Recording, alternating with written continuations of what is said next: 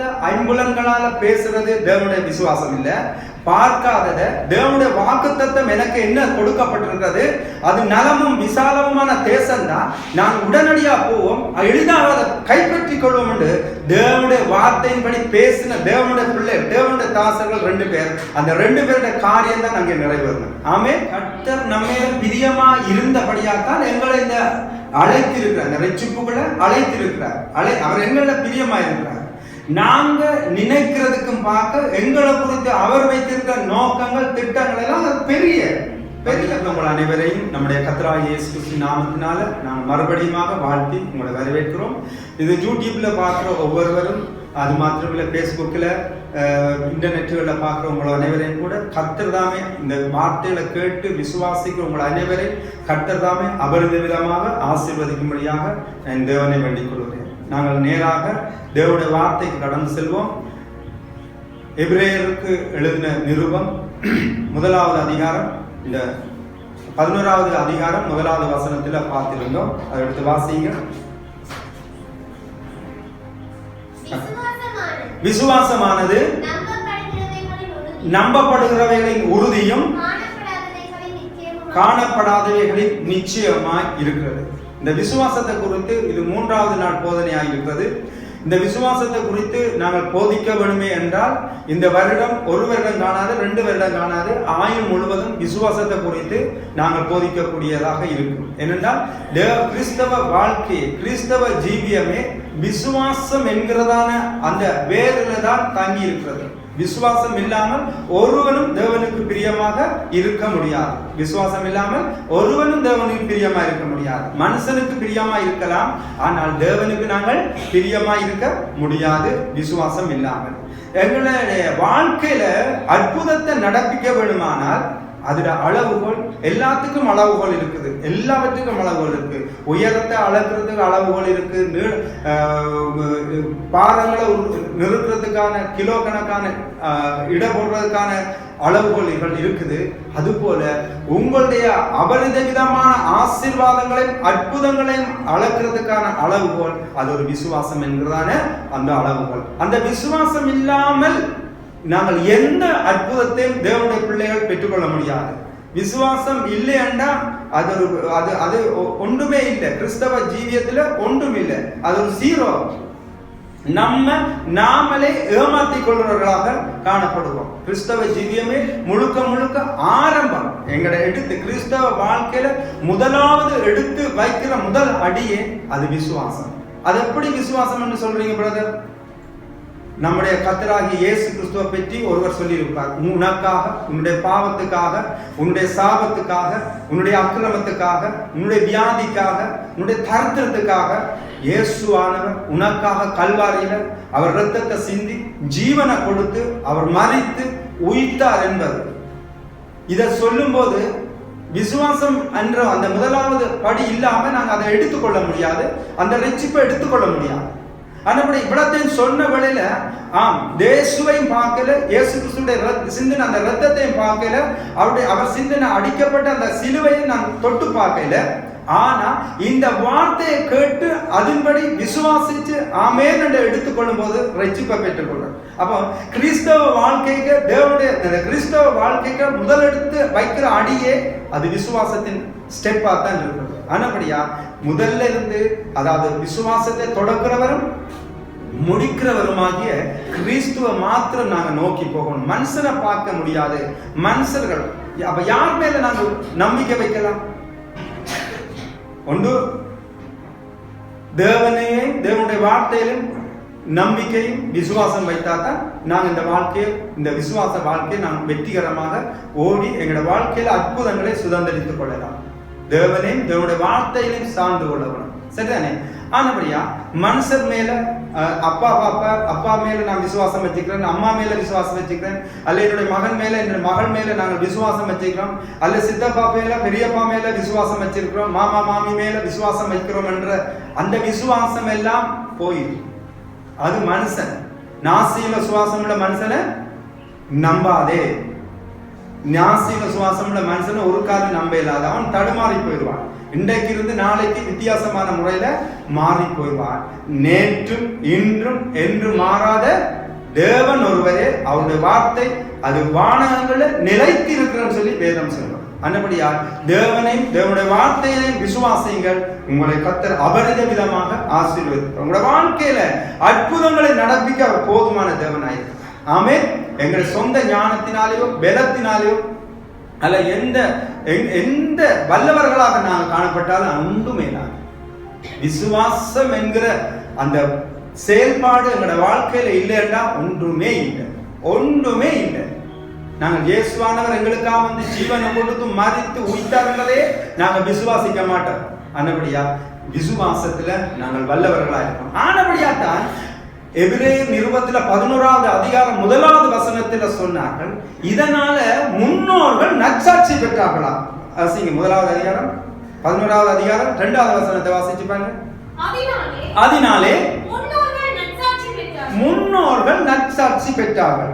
சரியா? அப்ப முன்னோர்கள் எல்லாம் ஆபிரகாம், ஈசாக்கு, யாக்கோபு, தானியேல், சாத்ராக், மேசாக், ஆபேத்நேகோ, மற்ற தீர்க்கதரிசி ஏசாயா, எலியா அப்படின்னு தீர்க்கதரிசி, இப்படி எல்லாம் முன்னோர்கள் நற்சாட்சி பெற்றதெல்லாம் இந்த விசுவாசத்தினால மாத்திரம்தான் அவர்கள் நற்சாட்சி பெற்றார்கள். சரிதானே? அப்ப இந்த விசுவாசம் என்கிறது ஒரு கிறிஸ்தவனுக்கு மிகவும் மிகவும் மிகவும் மிகவும் முக்கியமான ஒரு செயல்பாடு. சரிதானே? அப்ப அது இல்லாம ஒருவன் கிறிஸ்துக்குள்ள வாழ்றது அது போய் அது எங்களையும் தேவனுடைய பிள்ளைகளையும் தேவனையும் ஏமாற்றி விட்டு செல்றதான் பகுதி. இங்க தலையை காட்டி அங்க வாழ காட்டுற மாதிரி இல்லை. அனுபடியா விசுவாசம் என்றால் சரியான நிலையில நிமிர்ந்து நின்று கர்த்தர் எனக்காக யாவையும் செய்து முடிச்சிட்டார் என்கிறது தான் அது விசுவாசம். முடிச்சிட்டார். என்னுடைய வியாதி அவர் சுமந்து கொண்டார், என்னுடைய தரித்திரத்தை அவர் சுமந்து கொண்டார், என்னுடைய பலவீனத்தை அவர் சுமந்து கொண்டார், என்னுடைய பாவங்கள் ஒட்டுமொத்தமான சகல பாவங்களை வெண்பஞ்சு போல மாற்றினார் என்றதுதான் விசுவாசம். ஆனபடியா நாங்கள் விசுவாசிச்சு நாங்கள் பெற்றுக்கொள்வோம். விசுவாசம் இல்லாமல் நாங்கள் தேவனுக்கு பிரியமாயிருப்பது கூடாத காரியம். தேவனை பிரியப்படுத்த முடியாது. விசுவாசத்தினால மாத்திரம்தான் விசுவாசி பிழைக்க முடியும். விசுவாசி எதால பிழைக்க முடியும்? வாயத்திரம் சொல்லுங்க. விசுவாசி யாரால பிழைக்க முடியும்? மருந்துகளால பிழைக்க முடியுமா? பணத்தால பிழைக்க முடியுமா? இல்ல. விசுவாசி விசுவாசத்தால பிழைக்கலாம். விசுவாசத்தை விட்டா விசுவாசி பிழைக்க முடியாது. அப்ப விசுவாசி வந்து விசுவாசத்தினால மாத்திரம்தான் பிழைக்க முடியும். உங்களுடைய அளவு போல விசுவாசமா இருக்கட்டும். அப்பதான் அற்புதங்கள் அவ்வளவு அளவுக்கு அதிகமான அற்புதங்களும் ஆசீர்வாதங்களும் உங்களோட வாழ்க்கையில காணப்படும். இந்த விசுவாசத்தை குறித்து நான் சொல்லியிருந்தேன். விசுவாசம் என்றது நம்பப்படுகிறவைகளின் உறுதி, காணப்படாதவைகளின் நிச்சயம். அப்ப இந்த காணப்படாதவைகளின் நிச்சயத்தை நம்பப்படுகிற உறுதியும் தான் விசுவாசம் என்று எபிரேயர் நிருபத்தில் எழுதின ஆசிரியர் விவரித்து காட்டிக் கொண்டிருக்கு. இதனாலதான் முன்னோர்கள் நற்சாட்சி பெற்றுக் கொண்டு வந்தாங்கன்னு சொல்லி.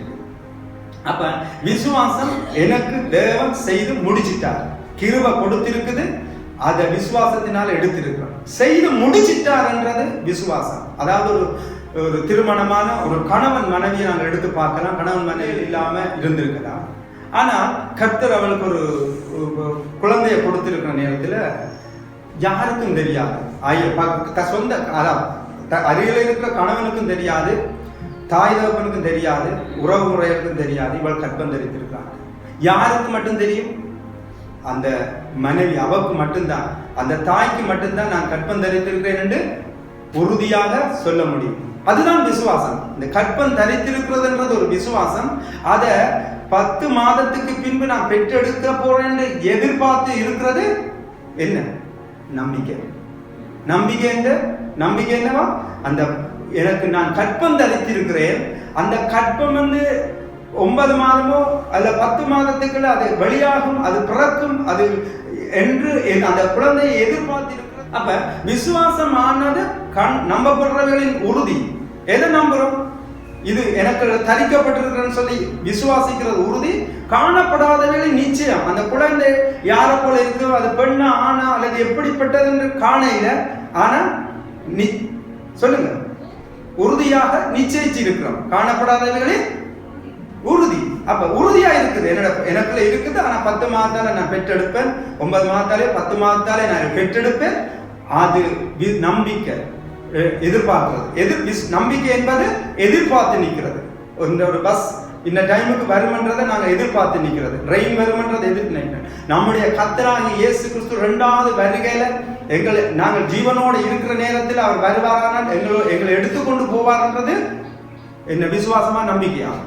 நம்பிக்கை. எதிர்பார்த்து நிற்கிறது நம்பிக்கை, சரிதானே? அப்ப எதிர்பார்த்து நிற்கிறது நம்பிக்கை, செய்து முடிஞ்சது ஃபினிஷிங் என்றது விசுவாசம்.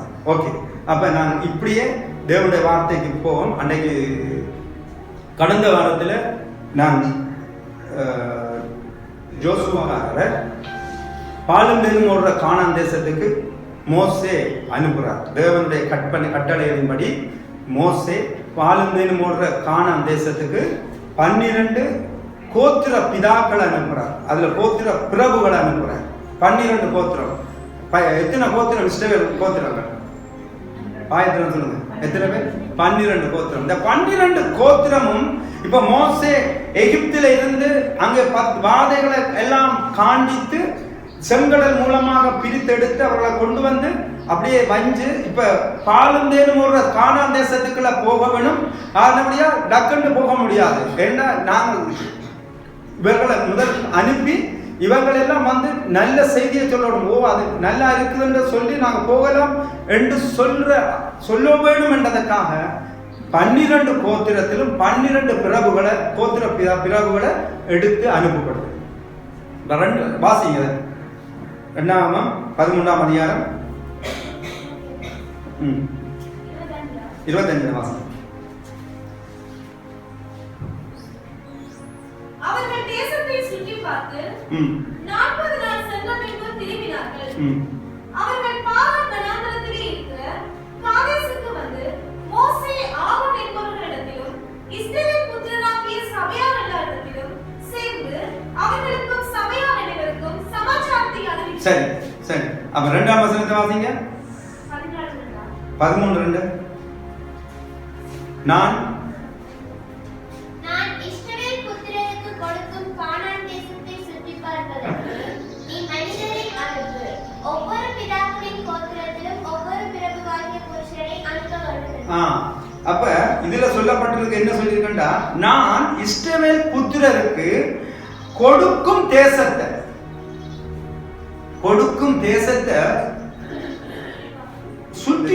சுத்தி பார்த்து கடலோரத்துல எல்லாம் யார் இருக்காங்க? கானானியர் இருக்காங்க, ஏத்தியர், எமோரியர், எபூசியர் எல்லாம் மல தேசத்துல இருக்கிறாங்க. அப்படி எல்லாம் யார் யார் எந்தெந்த ஜாதிகள் எந்தெந்த ஆட்கள் எல்லாம் எந்தெந்த இடத்துல இருக்கிறாங்க எல்லாம் பார்த்து அவர்களுக்குள்ள புகுந்து எல்லாத்தையும் பார்த்துட்டு சந்தோஷமா ஒரு டூரா கொண்டாடி இருக்காங்க. 2 பேர் 10 பேர் வேவு பார்த்துட்டு வந்திருக்காங்க.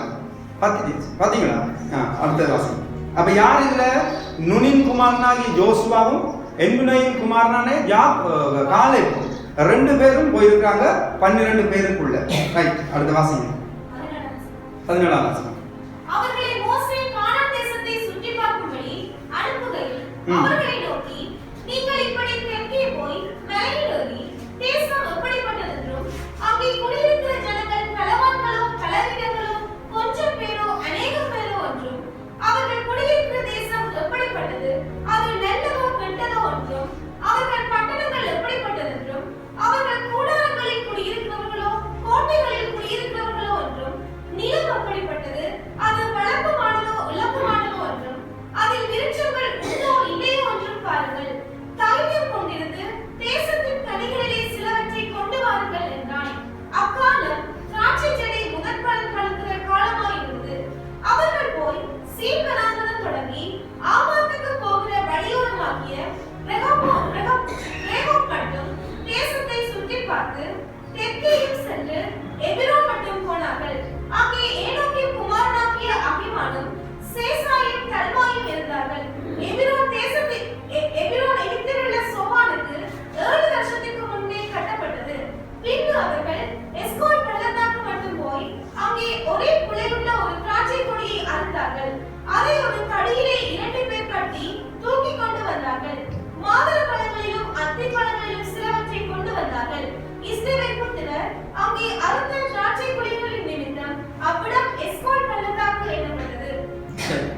அப்ப தேவனுடைய கட்டளைகளின்படி 12 பிரபுகளும் அந்த தேசத்தை 40 நாள் அளவு சுற்றி வேவு பார்க்குறாங்க. அந்த தேசம் நல்லதா கெட்டதா, அதில் உள்ள கனிகள் நல்லதா கெட்டதா, நிலம் நல்லதா கெட்டதா, அங்கே யார் யார் குடியிருக்கிறாங்க, எந்தெந்த ஜாதி எந்தெந்த இடத்துல இருக்கிறாங்க, இப்படியே எல்லாவற்றையும் அவர்கள் உளவு பார்த்துட்டு வந்திருக்காங்க. இப்போ 40 நாள் முடிஞ்சது, எல்லாவற்றையும் பார்த்துட்டாங்க. வர்ற வழியில இவங்க சொன்னது அங்கே இருக்கிற கனிகளில் கொஞ்சத்தை கொண்டு வாங்க அப்படின்னு சொன்னா, இவங்க வெளிக்கிட்டு அங்கே இந்த வர்றதுக்குள்ள திராட்சை குலை, திராட்சை அது முதல் கனி கொடுக்கிற காலமா இருந்தபடியால் ஒரு திராட்சை செடியில ஒரே ஒரு குலை போட்ட ஒரு திராட்சை செடியை பார்த்து அதை அப்படியே குலையோட அறுத்து கொண்டு வந்துட்டாங்க.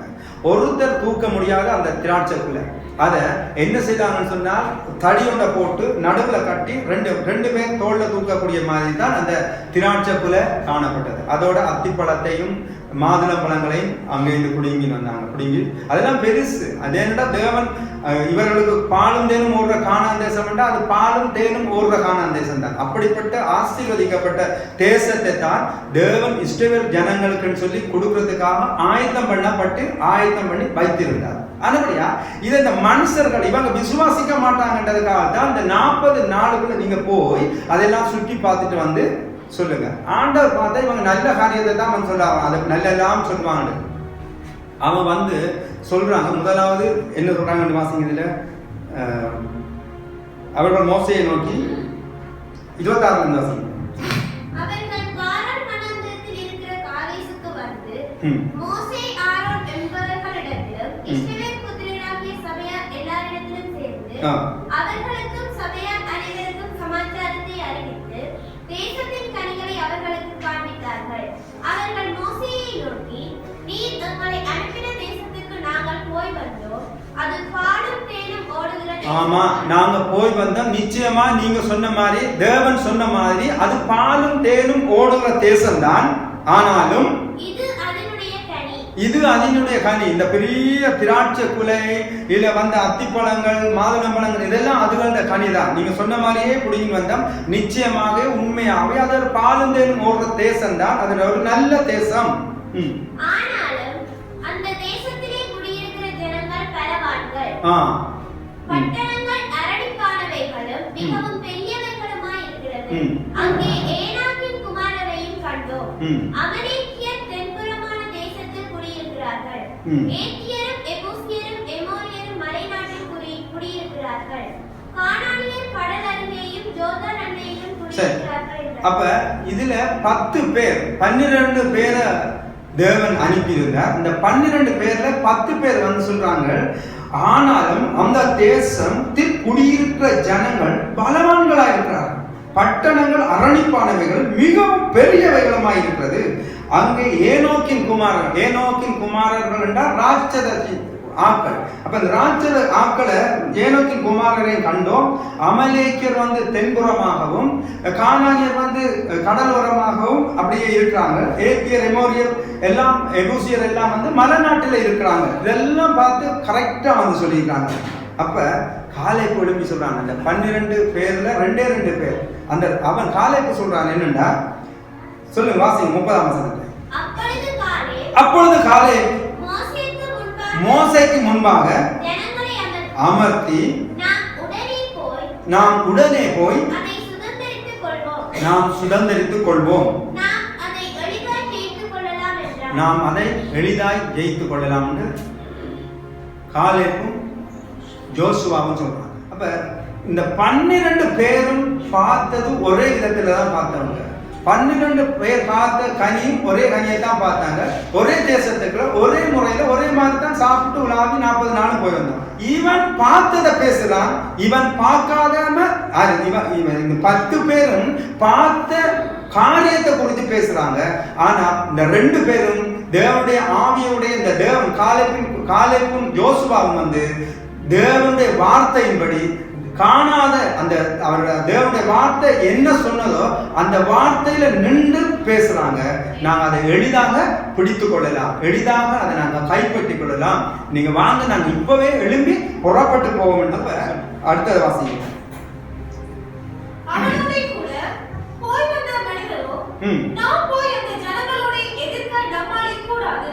அவர்கள் நம்மை பார்க்கிலும் பலவான்கள் என்றார். நாங்கள் போய் சுற்றி பார்த்து வந்த அந்த தேசம் தன் குடிகளை பட்சிக்கிறது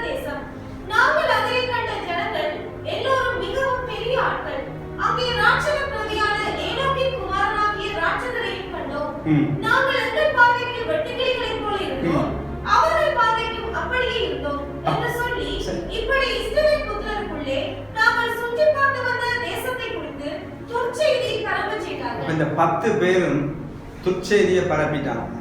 பார்த்தது சரி, ஏனோக்கின் குமாரர்கள் இருந்தாங்க தான், ஏனோக்கின் குமாரர் இருந்ததாம், அந்த அரண்கள் எல்லாம் பலவான்களா இருந்தது, பயங்கரமா இருந்தது. ஆனா தேவனுடைய வார்த்தைக்கு முன்பாக அவங்க விசுவாசத்தோட பார்க்கல, இந்த 5 புலன்களால அவங்க அதை பார்த்து விசுவாசிச்சு அதை பேசினாங்க. அதை பேசினதால தான் துர்ச்செய்தியை பேசினார் என்று தேவன் வேதம் சொல்லுது. துர்ச்செய்தியை பேசினாங்களாம், பார்த்ததை பேசிட்டாங்க. தேவனுடைய வார்த்தையோட கம்பேர் பண்ணி அதை ஒத்து அதுக்கேற்ற பிரகாரமாக பேசினது இந்த 2 பேர் தாங்க, யோசுவாவும் காலேபும் தான் பேசினாங்க. அதை திருப்பி இதுக்குள்ள வாசிக்கிறாங்க பாருங்க. கர்த்தர் நம்மே பிரியமா இருந்ததால், வாசிங்க 8ஆம் வசனம் 14. இல்ல 7 வாசிங்க. இஸ்ரவேல் புத்திரரின் சமஸ்த சபையையும் நோக்கி, தேசத்தை சுற்றி பார்த்தவர்களில் நூனின் குமாரனாகிய யோசுவாவும் எப்புன்னேயின் குமாரனாகிய காலேபும் தங்கள் வஸ்திரங்களை கிழித்துக் கொண்டு இஸ்ரவேல் புத்திரரின் சமஸ்த சபையையும் நோக்கி, நாங்கள் போய் சுற்றி பார்த்து சோதித்த தேசம் மகா நல்ல தேசம். கர்த்தர் நம்மை பிரியமாயிருந்தால் அந்த தேசத்திலே நம்மை கொண்டு போய் பாலும் தேனும் ஓடுகிற அந்த தேசத்தை நமக்கு கொடுப்பார். கர்த்தர் நம்மை பிரியமா இருந்தபடியாத்தான் எங்களை இந்த அழைத்திருக்கிறார், இந்த ரட்சிப்புகளை அழைத்திருக்கிறார். அவர் எங்களை பிரியமா இருக்கிறார். நாங்க நினைக்கிறதுக்கும் பார்க்க எங்களை குறித்து அவர் வைத்திருக்கிற நோக்கங்கள் திட்டங்கள் எல்லாம் பெரிய நாங்க கொஞ்சமா தான் கேட்போம். நாங்கள் ஆண்டவரே ஒரு பரப்பு காணி இருந்தா காணும் ஆண்டவரே, ஒரு சின்ன வீட்டை கட்டி கொண்டு நான் உட்கார்ந்துடுற ஆண்டவரே, அதே எனக்கு போதும். ஆனா அவர் விரும்பது அப்படி இல்லை. ஒரு ஏக்கர்ல ஒரு பெரிய ஒரு வீட்டை கட்டி நல்ல நலமாக சுகமாக ஆரோக்கியமாக வாழ என்பது தேவனுடைய திட்டம். ஆனா நாங்க நினைக்கிறது ஒரு சின்ன ஒரு பரப்பு காணியில ஒரு சின்ன ஒரு வீட்டை கட்டி அப்படியே நான் உட்கார்ந்து இருக்கிறேன்னு சொல்றது. ஒரு கதை ஒன்று இருக்குது, உங்களை சொல்லணும்னு பார்க்கிறேன். ஒரு ராஜா, ஒரு தேசத்துல ஒரு ராஜா இருக்கிற, அந்த ராஜாவுக்கு ஒரு ராஜகுமாரன் இருக்கிறார். இந்த ராஜகுமாரன் என்ன செய்யறான்னு சொன்னா, இந்த தேசத்தை சுத்தி பார்க்கறதுக்காக போறாங்க.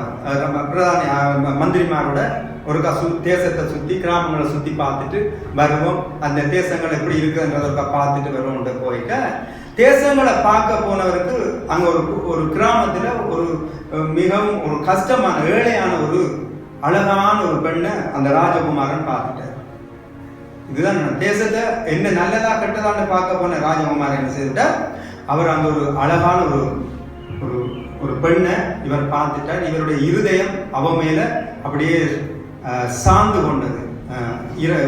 தூங்குனான அவட எண்ணம் தான், படுத்திருந்தானே என்னத்தை செய்தாலும் அவவோட நினைப்பாத்தான் இருந்தாச்சு. இப்ப அரண்மனைக்கு வந்துட்டான். அரண்மனைக்கு வந்தா இவர் ஒழுங்கா முகம் கழுவுறது இல்லை, ஒழுங்கா வஸ்திரத்தை உடுத்துறது இல்லை. அப்ப இதை தகப்பன் ராஜா யோசிச்சு பார்க்குறேன், இந்த போய் வந்த இப்ப என்னடா அவர்கிட்ட ஆக்டிவிட்டி எல்லாம் ஒரு வித்தியாசமா இருக்குது, நடைமுறையெல்லாம் வித்தியாசமா இருக்குது, என்ன நடந்ததுன்னு சொல்லி தங்களுடைய இவர்கள் பிரதானிகள்கிட்ட சொல்லி அனுப்பிவிட்ட உடனே அவங்க போய் கேட்குறாங்க, என்ன ராஜகுமாரனே உங்களுக்கு என்ன நடந்தது அப்படின்னு கேட்க அவர் சொல்ற, நாங்கள் போன இடத்துல ஒரு நல்ல அழகான ஒரு நல்ல ஒரு பெண்ணை, நல்ல குணமான ஒரு நல்ல பெண்ணை நான் பார்த்துட்டேன். நான் ராஜவம்சமாக இருக்கிறபடியா அந்த ஏழை பெண்ணை எனக்கு ராஜா அப்பா கட்டித்தர மாட்டார். ஆனபடியா அவர் ராஜகுலத்துல தான் பெண்ணை தேடுறதுக்கு முடிவெடுத்திருப்பார். இதுதான் எனக்கு கவலைன்னு சொல்லி ராஜாவுக்கு தெரியப்படுத்தும்படியாக ராஜகுமாரன் அனுப்பிட்டார். அப்ப அந்த மந்திரிமாரெல்லாம் வந்து ராஜாட்ட இப்படித்தான் சம்பவம், இப்படித்தான் சங்கதி என்று சொல்லி இதை விவரித்து சொல்லிக்கல. அப்ப ராஜா பார்த்தார், ஒரே மகன், அவன் விரும்பிட்டான், என்ன செய்யறது, அவன் விரும்பினபடியே அந்த ஏழை பிள்ளையா இருந்தாலும் நல்ல பிள்ளை தானே, அதை நாங்கள் எடுத்துக்கொள்வோம், கட்டி கொடுப்போம்னு சொல்லி பிரதானிகளை அனுப்பி மந்திரிமாரெல்லாம் அனுப்பி அந்த பெண்ணை கூட்டிக் கொண்டு வாங்கன்னு சொல்லி அந்த கிராமத்துக்கு அனுப்பியாச்சு. அப்ப அந்த கிராமத்துக்கு போய்க்க அந்த கிராமத்துக்கு அந்த அவங்க வீட்டு வாசலுக்கு முன்பு இந்த மந்திரிமாரெல்லாம் வந்து நிற்கிறாங்க. நின்ற உடனே பொம்பளை பிள்ளைட அந்த பெண்ணின் தகப்பன் வெளியே வந்து இந்த ராஜ மந்திரிகள் எல்லாம் வந்திருக்கிறாங்க, என்னன்னு கேட்டுக்கிறாங்க. என்னன்னு கேட்க, எங்களோட ராஜாவோட ஒரே ஒரு குமாரன் ராஜகுமாரன் இருக்கா, அவர் உங்களை சுத்தி பார்க்க வந்த நேரத்தில் உங்களோட பிள்ளைய பார்த்துருக்கிறார், அவருக்கு அது விருப்பமாக வந்து ஆனபடியா ராஜாவோட உத்தரவின்படி நான் உங்களோட பிள்ளைய கூட்டி கொண்டு போகிறோம்னு கேட்கிறேன். அவன் பிள்ளையோட தகப்பன் சொன்னானா, இந்த விளையாட்டெல்லாம் லேசுப்பட்ட வேலை இல்லை, இதெல்லாம் செய்யலாது. உங்களோட ராஜாட்ட போய் சொல்லுங்க, இந்த ராஜ்யத்துல பாதிய தந்தாத்தான் என்னுடைய பிள்ளைய நான் கொடுப்பேன்னு சொன்னாராம். என்னுடைய பிள்ளைய பாதி ராஜ்யத்தை நீ தருவாயின்னு சொன்னா நான் பிள்ளைய இந்த ராஜகுமாரனுக்கு தருவேன். அவன் ஏழைந்தாலும் அவன் சும்மா விடையில பாதிய கேட்ட. நாங்க என்ன செய்வோம்? ஐயோ தூக்கி கொண்டே போயிருங்கன்னு சொல்லிடுவோம், தூக்கி கொண்டே போயிருங்கன்னு சொல்லிடுவோம். ஆனா அவன் சொன்னால் அது அந்த வேலையெல்லாம் சரி வராது. பாதி தேசத்தை எழுதி தருவேன்னு சொன்னா நான் இந்த மகளை தாரன் என்று சொன்ன உடனே இவங்களுக்கு சரியான கோபம். ஒரு ஒரு ஏழை ஒரு கஷ்டப்பட்டது சரி, இந்த பிள்ளை வாழ்ந்துட்டு போட்டு அனுப்பாம இவ்வளவு திமிரா இருக்கிறான்னு சொல்லி போட்டு இதை வந்து வட்டி ஓமோண்டு பார்த்துட்டு பட்டயத்தை எடுத்து வட்டி ஓமோண்டு பார்த்துட்டு புரட்சி எதுவும் ராஜாவுக்கு தெரியாம இதை நான் செய்யக்கூடாதுன்னு சொல்லி போட்டு என்ன செய்தாராம்டா, ராஜாட்ட வந்து சொன்னா நாங்க போய் கேட்டோம், இப்படி சொல்றாங்க அப்படின்னு சொன்ன உடனே ராஜா ஒரு நிமிஷம் எங்களுக்கு தந்தீங்கன்னா அந்த பிள்ளைய நாங்கள் தூக்கி இந்தியாவில கொண்டு வந்துட்டு அவனை வெட்டி சங்காரம் பண்ணிட்டு நாங்கள் வந்துடுவோம், எங்களுக்கு ஒரு டைம் கொடுங்கன்னு சொன்னான். ராஜா சிரிச்சு போட்டு சொன்னானா, அப்படியெல்லாம் தேவையில்லை, அவன் கேட்டது சரியாச்சு கேட்டிருக்கான்னு சொன்னான். அப்ப இவங்களுக்கெல்லாம் ஒரு வியர்ப்பமா இருந்தது. அப்படி ஏன்னு சொன்னா அவன் இந்த தகுதியை பார்த்திருக்கிறான். என்ன? அவன் என்னுடைய தகுதியை பார்த்திருக்கிறபடியா நான் என்னுடைய ராஜ்யத்தையும் என்னுடைய அரசாட்சியும் அவன் பார்த்திருக்கிறான். ஆனபடியா தான் அவன் இவர்கிட்ட இருந்து இது கிடைக்கும் இது நடக்கும் என்று தெரிஞ்சபடியா தான் அவன் கேட்டிருக்கிறான். அதை கொடுக்க முடியும் என்று அவன் தெரிஞ்சபடியா தான் கேட்டுக்கிறபடியா. இதை விட பிச்சைக்காரத்தனமா ஒரு ஒரு எங்கேயாவது ஒரு கிராம மூலையில ஒரு பரப்பு காணி ஒரு சின்ன வீடு கட்டித்தாங்க ராஜா இந்த மகளை அனுப்புறேன்னு சொல்லியிருந்தா நானே போய் அவனை பட்டயத்தால் கட்டிடுவேன். இந்த தகுதி தராதரம் தெரியாம எனக்கு சம்பந்தியா வரப்போற உனக்கு என்ன பிச்சைக்கார குணமான்னு சொல்லி வெட்டி போட்டு வந்துடுன்னு ராஜா சொன்னார். சொன்ன உடனே இப்ப விளங்குனா உங்களுக்கு. அப்ப அவன் தகுதி தராதரம் பார்த்தபடியாத்தான் அவன் சொன்னான பாதியட்டா நான் என்ன பிள்ளைய கொடுக்கணும்னு சொன்னான். அப்ப நாங்க எங்களுடைய பெரிய ராஜாதி ராஜா வானத்தையும் பூமியையும் அண்ட சராசரத்தையும் படைத்த தேவன் அவர் எப்பேற்பட்டவர் என்று அறியாதபடியாத்தான் உங்களுடைய காலை பிடிச்சி கெஞ்சிடனாண்டவரேன்னு சொல்லி அழுகிறதும் ஒரே அழுகிறதும் ஒரே கூத்தாட போடுறதும் இல்லையா? கூத்தாட போடுறதும் எனக்கு இது இவ்வளவு சின்ன பகுதியை தந்தா காணுமாண்டவரேன்னு கெஞ்சிறது. வானத்தையும் பூமியும் அண்ட சராசரத்தை படைத்த மகா ராஜாட்ட நாங்க கேட்கிறோம். அவரை வெட்கப்படுத்துற மாதிரி தான் சில காரியத்துல நாங்க விண்ணப்பம் பண்ணுவோம். இது மட்டும் போதுமாண்டவரே, இதை தந்தா மட்டும் போதுமாண்டவரே, நான் நம்புறேன் ஆண்டவரே, நான் விசுவாசிக்கிறேன் ஆண்டவரே. இதெல்லாம் விசுவாசம் இல்லை. நீங்க மேலானதையும் உயர்வானதையும் உன்னதமானதையும் நீங்க கேட்டு எடுத்து அனுபவிக்க வேண்டும் என்றுதான் எங்களுடைய ராஜாதி ராஜாவாய கர்த்தராகிய தேவனுக்கு அது பிரியமாயிருக்கிறது. அன்றைக்கு அந்த ராஜாவுக்கு பிரியமா இருந்தது போல தேவனுக்கும் அதுதான். அரவத்து கஞ்சியும் அண்ட ஒரு குடிசையும் இருந்தா போதும் என்று சொல்லி விசுவாசிக்கிறது விசுவாசம் இல்லை. வாழ்ந்து சிறப்பா இருக்கணும். வாழ்ந்து பாலும் தேனும் ஓடுற கானான் தேசத்துக்கு நான் உன்னை அனுப்புவேன்டா நீ வந்து சொன்னது முழுக்க என்ன பார்த்துட்டு வந்து பார்த்ததை வந்து துச்செய்தியா சொன்னா என்ன சொன்னது? எங்களுடைய பார்வைக்கு விட்டுக்குழியலாம் போல இருக்கணும். அதுக்கப்புறம் அடுத்த ஒரு வார்த்தை சொல்லிவிட்டார். அது எங்களால நிர்ணயிக்கலாம். ஆண்டவரே தலை சுத்தி இருக்கும் நினைக்கிறோம். அவங்களோட பார்வைக்கு நாங்க வெட்டுக்கிளிய வாசிங்க. அவங்களோட பார்வைக்கு நாங்க வெட்டுக்கிளிய போல இருக்கிறோம். அட உன்னுடைய பார்வைக்கு தான் அவனுக்கு முன்னாக நீ வெட்டுக்கிளிய போல இப்படி சின்னனா நீ ஏலாதுன்னு சொல்லலாம். அவங்களோட பார்வை அவன் மனதுக்குள்ள பூந்து நீ போய் பார்த்துட்டா வந்தீங்க. அவன் மைண்டில் இருக்கிறத நீ பார்த்துட்டா வந்தீங்க. அவனுடைய பார்வைக்கும் நாங்க வெட்டுக்கிளிய போல இருக்கலாம். எப்படி துச்சை வாசிங்க. நாங்கள் போய் சுற்றி பார்த்து வந்த அந்த தேசம் தன் குடிகளை பட்சிக்கிற தேசம். நாங்கள் அதிலே கண்ட ஜனங்கள் எல்லோரும் மிகவும் பெரிய ஆட்கள். அங்கே ராட்சத பிரவியான ஏனோக்கின் குமாரராகிய ராட்சதரையும் கண்டோம். நாங்கள் எங்கள் பார்வைக்கு வெட்டுக்கிளிகளைப் போல இருந்தோம், அவர்கள் பார்வைக்கும் அப்படியே இருந்தோம். எப்படி? உங்களோட பார்வை தான் நீங்க வெட்டுக்கிளிய போல அற்பம் தூசு குப்பைன்னு சொன்னீங்க. அட அவங்களோட பார்வைக்கும் நாங்க அப்படித்தான் இருக்கிறோம்னா நீங்க அவங்களோட மனதுக்குள்ள போய் பூந்து பார்த்து ஆராய்ச்சி பண்ணி ஸ்கேன் பண்ணி போட்டா வந்த நீங்க. அவன் பார்வைக்கும் நான் வெட்டுக்கிளிய போல தூசா தான் இருக்கிறேன், அற்பமா தான் இருக்கிறேன், குப்பையா தான் இருக்கிறேன், சாம்பலா தான் இருக்கிறேன், புழுதியா இருக்கிறேன் அவன் பார்வைக்கு நீ பார்த்தேன்னு சொன்னா அப்ப உன்னை எவ்வளவுக்கு கேவலமா பார்க்குறீங்க. தேவன் தன்னுடைய ரூபத்தின்படி தன்னுடைய சாயலின்படி உங்களை உருவாக்கி தன்னை போல பேசுறவனாக தேவன் வார்த்தையினால வானத்தையும் பூமியும் அண்ட சராசரத்தையும் படைத்து வார்த்தையினால காரியங்களை நடத்தினார்.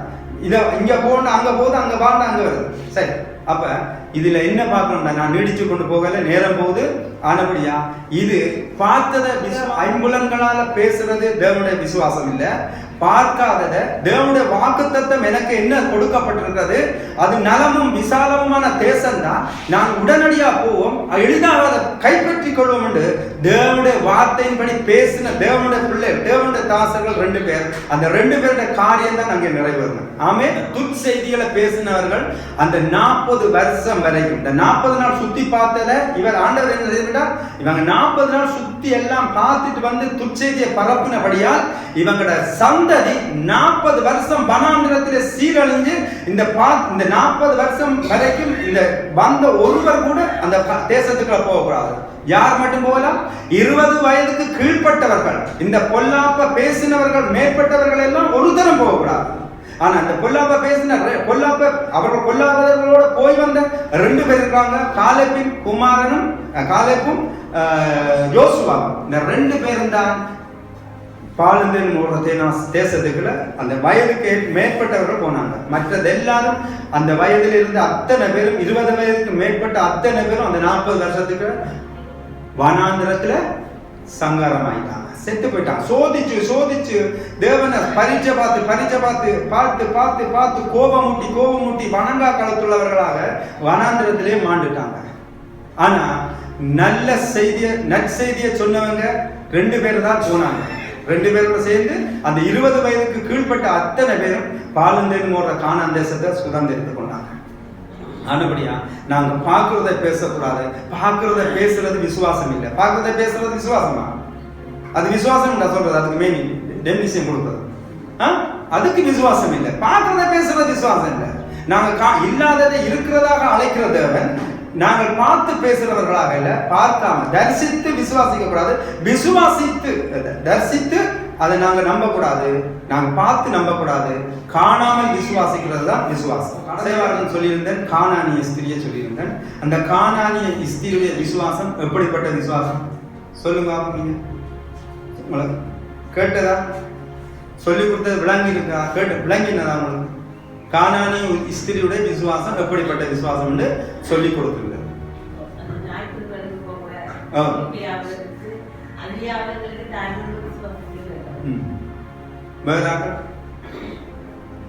கானானிய ஸ்திரீ அவள் ஒரு அந்நிய ஸ்திரீ, சரிதானே? அவள் அந்நிய ஸ்திரீ வந்து தாவீதின் குமாரனே எனக்கு இறங்கும் சொல்லி இயேசுவை பின்தொடர்ந்து வந்து கொண்டிருக்கிறார். அப்ப சீசர்களை நான் பார்த்து சொல்றாங்க, வாசிங்க மத்தேயு 15 அதிகாரம் 23ஆம் வசனம். மத்தேயு 15.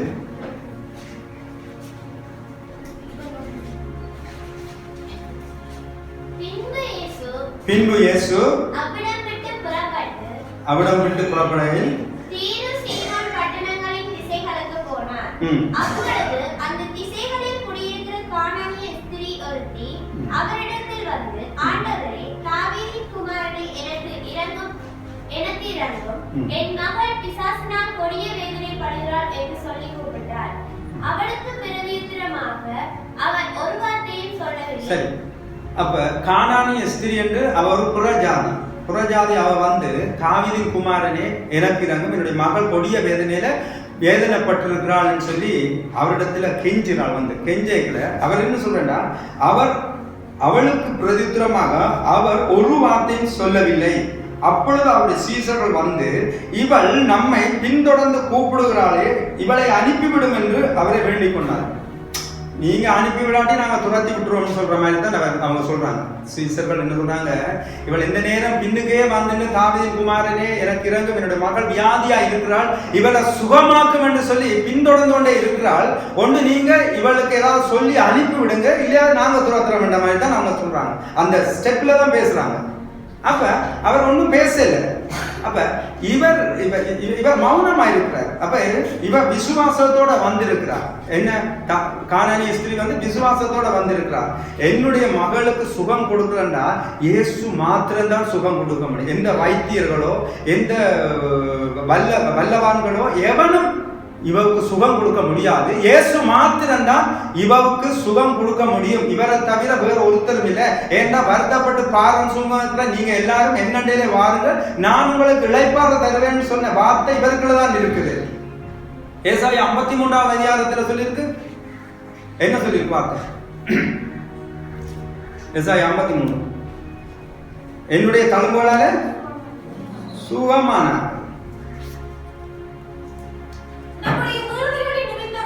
காயப்பட்டு நம்முடைய அக்கிரமங்களின் நிமித்தம் அவர் நொறுக்கப்பட்டார். நமக்கு சமாதானத்தை உண்டுபண்ணும் ஆக்கினை அவர் மேல் வந்தது.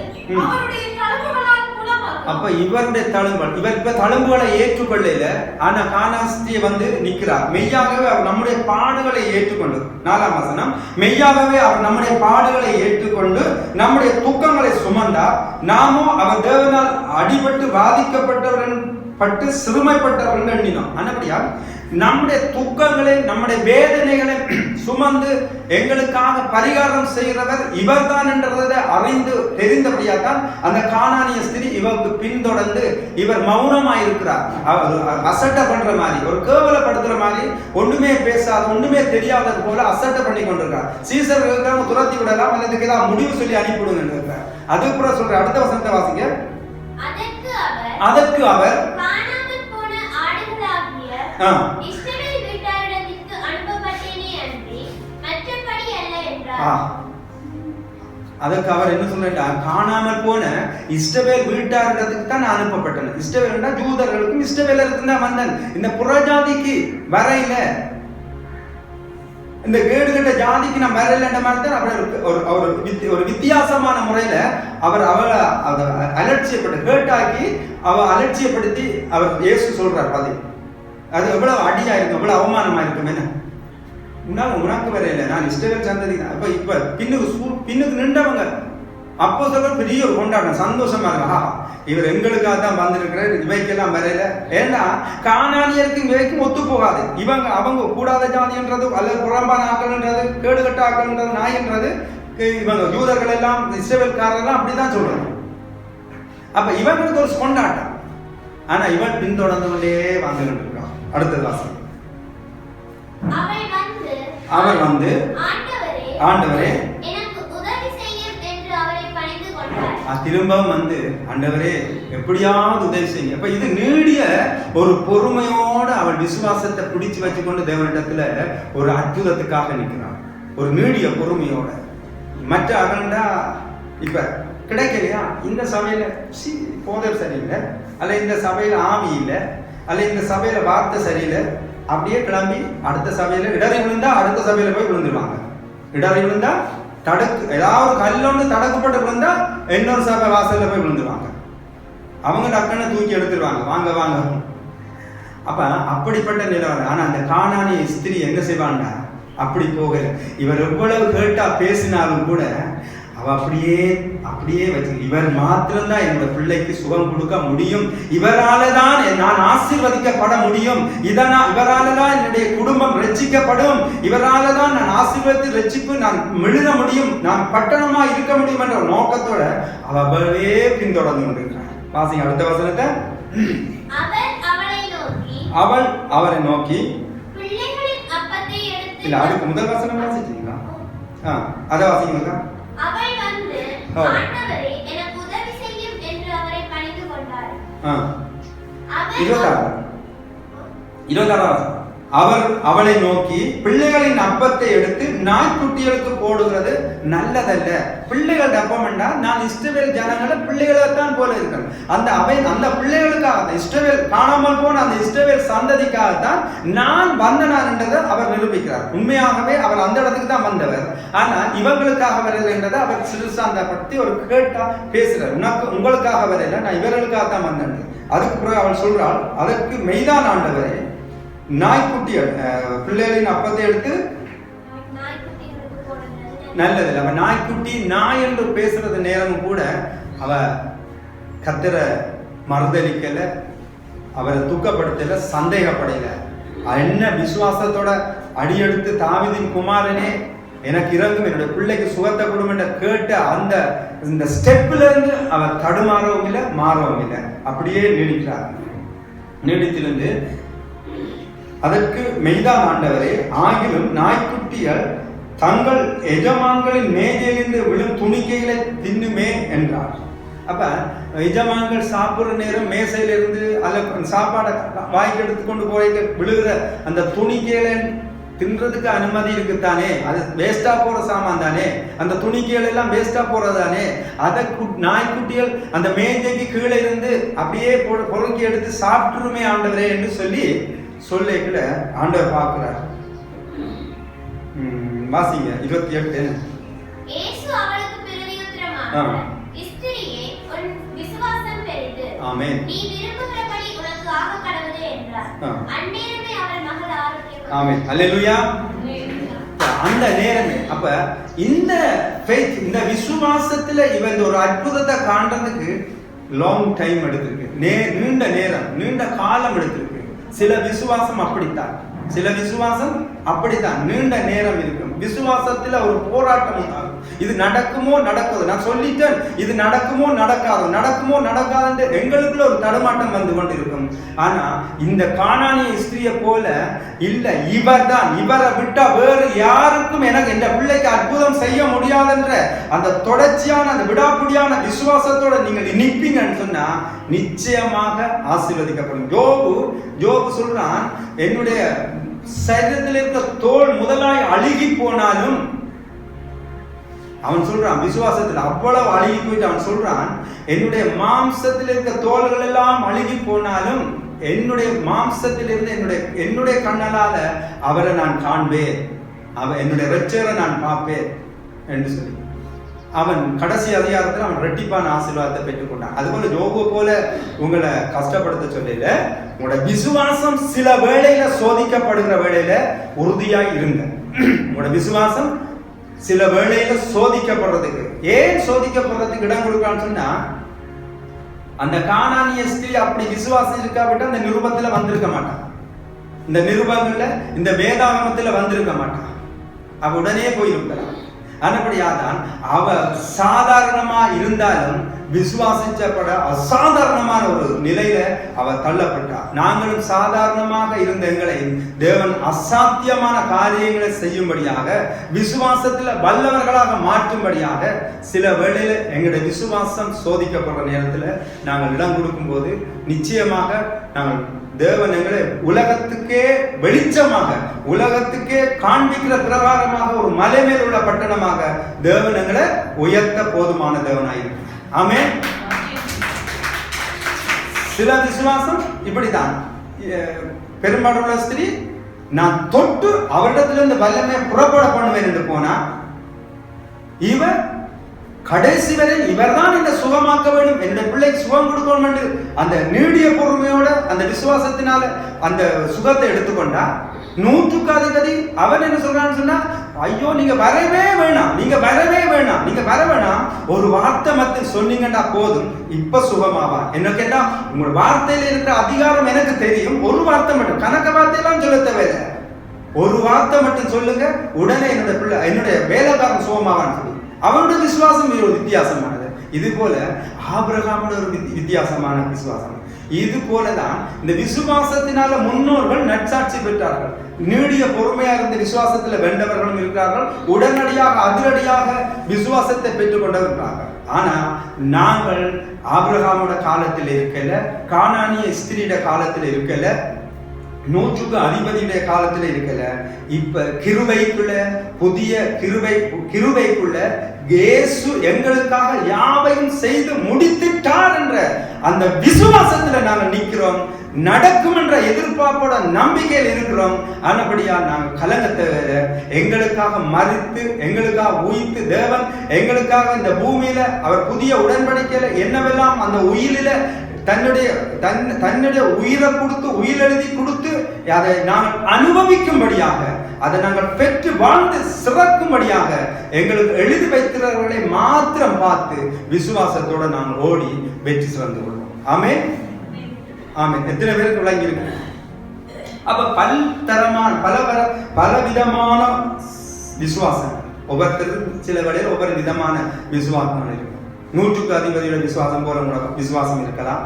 ஒரு வார்த்தை சொன்னா தெரியும் எனக்கு, உங்களோட வார்த்தை ஒரு வார்த்தை சொன்னா காணுமாண்டவரே, நான் எனக்கு ஆசீர்வாதம், எனக்கு செழிப்பு, எனக்கு சுகம், எனக்கு விடுதலை உண்டாகணும்னு சொல்றது ஒருவருடைய நோக்கம் இருக்கலாம். இல்ல நான் உம்முடைய தொட்டாயில நான் உம்மிடத்திலிருந்து உண்மையே அறியாம உம்மிடத்திலிருந்து அந்த விசுவாசத்தை நான் எடுத்துக்கொள்வேன் என்றதும் ஒரு விசுவாசம். இல்லது என்னொன்று இருக்குது, அந்த வலிப்பினால நெருப்பிலையும் தண்ணியிலையும் தள்ளுற அந்த தகப்பன் தன்னுடைய பிள்ளைக்காக எனக்கு விசுவாசம் காணாது, என்னுடைய விசுவாசத்தை வர்த்திக்கப்பட்டு என்ற பிள்ளைக்கு சுகம் கொடுங்க கெஞ்சுற விதமான ஒரு விசுவாசமும் இருக்கு. அதை விட மகத்தான காரியம் இந்த மலைகளை பெயர்க்கத்தக்கதான விசுவாசம். இதுதான் எங்களுக்கு கொடுக்கப்பட்ட விசுவாசம். எவனாயினும் இந்த மலையை பார்த்து பெயர்ந்து சமுத்திரத்துல தள்ளுண்டு போன்று சொல்லி தான் சொன்னபடியே ஆகும் என்று சொல்லி தன்னுடைய இருதயத்துல சந்தேகப்படாம விசுவாசித்து அவன் சொன்னால் சொன்னபடியே ஆகும். நீங்கள் ஜெபத்தில் எவைகளெல்லாம் கேட்டுக்கொள்வீர்களே அவர்களை பெற்றுக்கொள்வோம் விசுவாசிங்கள், அப்பொழுது உங்களுக்கு கொடுக்கப்படும். இப்படிப்பட்ட ஒரு விசுவாசம் இருக்கு, இப்படிப்பட்ட ஒரு ஜெபமும் இருக்கு. ஆனபடியா வார நாட்களில நாங்கள் வல்லவர்களாக எழும்பி கத்தருக்கண்டு நாங்கள் கடைசியாக எழும்பி பிரகாசிக்கிறவர்களாக இந்த பூமியில காணப்பட கத்தர் எங்களுக்கு உதவி செய்வார்கள். ஆமே அல்லேலூயா. ஆமே ஆண்டவரே, நன்றி பிதாவே. ஆமே ஆண்டவரே, நல்ல தகப்பனே, இந்த நேரத்துக்காக உமக்கு நன்றி ஆண்டவரே. ஆமே. விசுவாசத்தை குறித்து நாங்கள் பார்த்திருந்தோம் ஆண்டவரே.